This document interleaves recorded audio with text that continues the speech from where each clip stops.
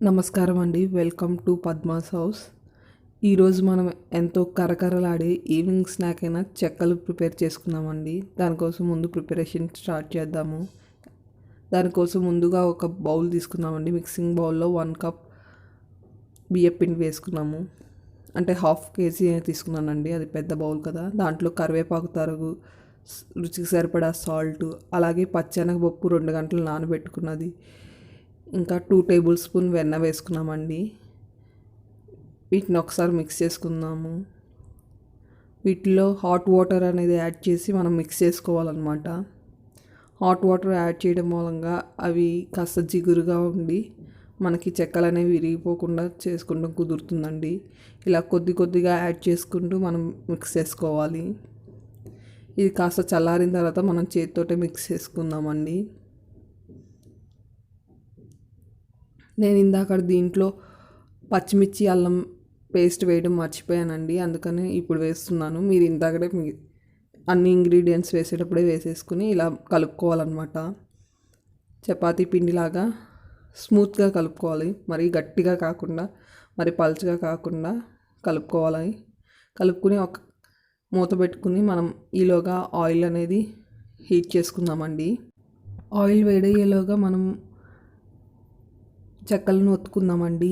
దానికోసం ముందుగా పిండిని చిన్న చిన్న బాల్స్ కింద చేసుకుందాము. నిమ్మకాయ సైజులో ఇలా బాల్స్ కింద చేసుకుని పక్కన పెట్టుకుందామండి. దీంట్లో వెన్న వేయడం మూలంగా ఇవి చాలా గుల్లగాను టేస్ట్ కూడా చాలా బాగుంటుందండి. నేను పచ్చెనగపప్పు వేసాను కదండి, దాని ప్లేస్లో మీరు కావాలంటే పెసరపప్పు కూడా వేసుకోవచ్చండి. అది కూడా 2 hours పాటు నానబెట్టుకుని ఇప్పుడు మనం ఒక ప్లాస్టిక్ షీట్ తీసుకుందామండి. నేను ఆయిల్ కవర్ తీసుకున్నాను. దాని మీద కొంచెం ఆయిల్ అప్లై చేసి మన చేతికి కూడా ఆయిల్ అప్లై చేసుకుని ఇలా ఒత్తుకోవాలండి. దాని మూలంగా అతుక్కోకుండా ఉంటాయండి. ఈ విధంగా మనం పల్చగా స్ప్రెడ్ చేసుకుని దీన్ని ఫ్రై చేసుకోవాలండి. చూసారు కదా, ఇలా పల్చగా ఒత్తుకుని ఇలా తీస్తే వచ్చేస్తుందండి. మనం ఆయిల్ వేడైందో లేదో చూద్దామండి. ఆయిల్ వేడైన తర్వాత మనం ప్రిపేర్ చేసి ఒత్తుకున్న చెక్కల్ని ఒక్కొక్కటిగా వేసుకుందామండి. మనం వెంటనే అప్పటికప్పుడే చెక్కలను ఒత్తుకుని అలా ఆయిల్లో వేసేసుకోవచ్చండి. ఈ విధంగా ఒక్కొక్కటి వేసుకుంటూ మనం ఫ్రై చేసుకోవాలండి. ఇదే విధంగా మనం 2 వైపులా తిప్పుకుంటూ మనం ఫ్రై చేసుకోవాలండి, మంచి కలర్ వచ్చేంత వరకు. చూసారు కదా, ఇలా 2 వైపులా తిప్పుకుంటూ మనం ఫ్రై చేసుకోవాలండి.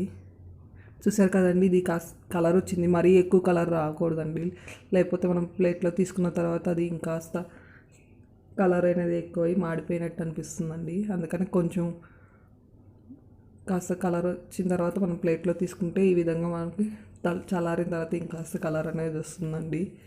చూసారు కదా, ఎంతో క్రిస్పీగా ఉండే చెక్కలు రెడీ అయిపోయినాయండి. నా రెసిపీ కనుక నచ్చితే మీరు లైక్ చేయండి. అలాగే నా ఛానల్ని సబ్స్క్రైబ్ చేయడం మటుకు మర్చిపోకండి. పక్కనే ఉన్న బెల్ బటన్ నొక్కితే నేను పెట్టే నోటిఫికేషన్